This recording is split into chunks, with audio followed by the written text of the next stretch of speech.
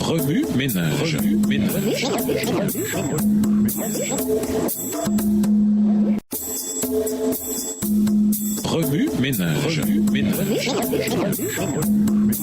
Bienvenue dans votre émission Remue-ménage. Noir un son de mercredi, leçon de Big Tech.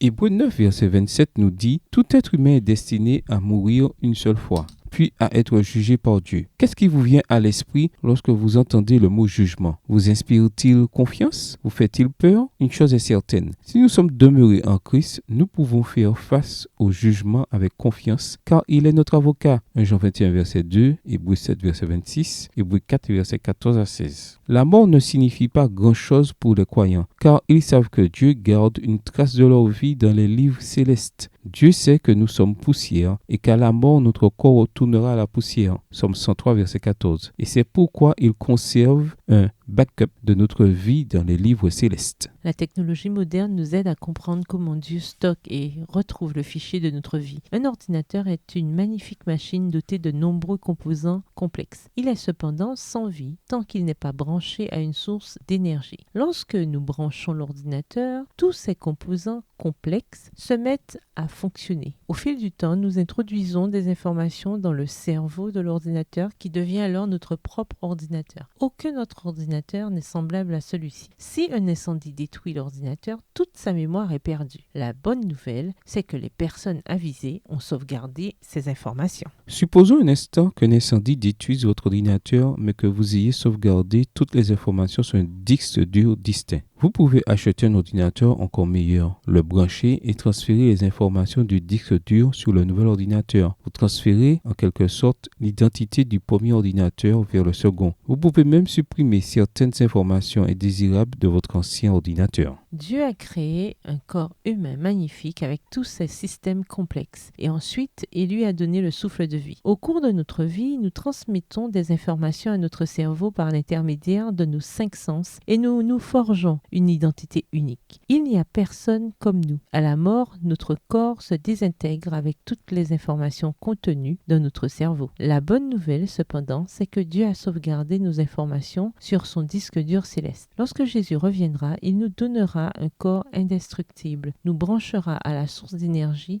et restituera notre identité personnelle à notre nouveau corps, après avoir supprimé les informations indésirables lors du jugement investigatif. Ainsi, Dieu ne nous oublie pas. Ceux qui sont dans la tombe entendront sa voix et sortiront. Jean 5, les versets 28 et 29. Job, qui a traversé des épreuves et des souffrances indescriptibles, sera le même Job, voyant Jésus de ses propres yeux. Dieu lui rendra son identité, si bien que Job sera Job. Son cœur aspirait au moment, Job 19, verset 27, où il s'exclamerait « Alors je répondrai quand tu m'appellerais, quand tu voudrais me voir, moi que tu as crié. » Job 14, verset 15. Jésus veut que nous soyons avec lui. Jean 14, verset 1 à 3, Jean 17, verset 24, 1 Thessaloniciens 4, verset 17, Ézéchiel 48, verset 35, Apocalypse 22, verset 3. Elle a du prix aux yeux de l'Éternel la mort de ceux qu'il aime. Psaume 116, verset 15, version du second. Remue-ménage. Méditez de nouveau Daniel 7 et Apocalypse 20, les versets 11 à 15. Où voyez-vous Jésus dans ces deux passages? Où est le rôle du Christ en relation avec votre mort, votre jugement et votre résurrection? Que vous dit Jésus par ces textes? En quoi voyez-vous Jésus différemment ou le voyez-vous de nouveau? Comment réagissez-vous en voyant Jésus de cette manière? Au revoir. Et à demain si Dieu veut.